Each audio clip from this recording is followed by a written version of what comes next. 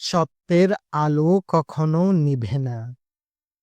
প্রতিদিনের ব্যস্ত জীবনে যেখানে মিথ্যা আর কৌশলকে সাফল্যের সিঁড়ি বলা হয়, সেখানে কিছু মানুষ আজও আছেন যারা অন্য এক পথ বেছে নেন।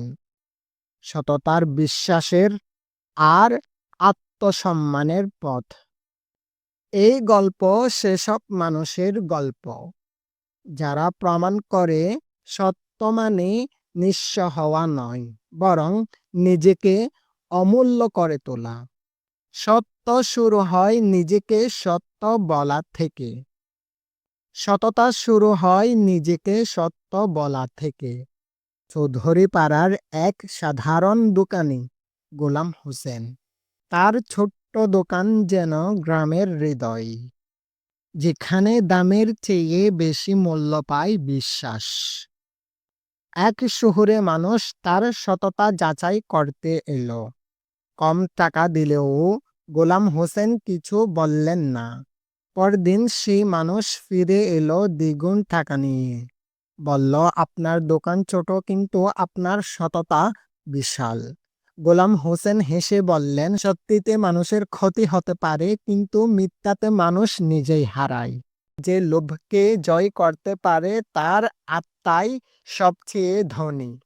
বয়স বাড়ার সঙ্গে সঙ্গে গোলাম হোসেনের জীবনে আসে বড় পরীক্ষা। এক কোম্পানি তার দোকান কিনতে চায় বিশাল টাকায়, কিন্তু তিনি প্রত্যাখ্যান করেন, বলেন এই দোকানটা টাকায় নয়, বিশ্বাসে দাঁড়িয়ে। রাহাত তার ছেলে প্রথমে বোঝে না, কিন্তু একদিন উপলব্ধি করে বাবা কোনো জমি বাঁচাননি, তিনি বাঁচিয়েছেন তাদের পারিবারিক আত্মা। সততার আলো নিভে না সময়ের অন্ধকারেও। সময় বদলেছে, দোকানের কাস্টমার কমছে, কিন্তু রাহাত টিকিয়ে রেখেছে সেই পুরনো নিয়ম। মূল্য বদলাবে না, মন বদলাবে না। সবাই হাসে, কিন্তু একদিন এক সাংবাদিক লিখে ফেলেন প্রতিবেদন, সততা এখনো বেঁচে আছে চৌধুরী পাড়ায়। রাহাত বুঝল, সততা হয়তো ধীরে চলে কিন্তু দূর পর্যন্ত যায়। সত্যের প্রদীপ হাতে নিলে প্রজন্ম বদলায়, কিন্তু আলো নয়। রাহাতের মেয়ে নাজনীন এখন দোকানের দায়িত্বে। যখন ক্রেতা দাম কমাতে চায়, সে হেসে বলে, আমরা পণ্য বিক্রি করি না, বিশ্বাস দেই। রাহাত নীরবে দেখে তার বাবার শিখানো আলো এখন নতুন হাতে জ্বলছে।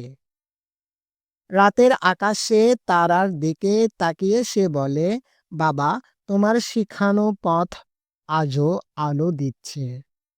এক মুঠো সত্য কেবল গল্প নয়, এটা এক যাত্রা, যেখানে সততা ক্ষণিক ক্ষতি নয়, বরং চিরস্থায়ী শক্তির রূপ নেয়।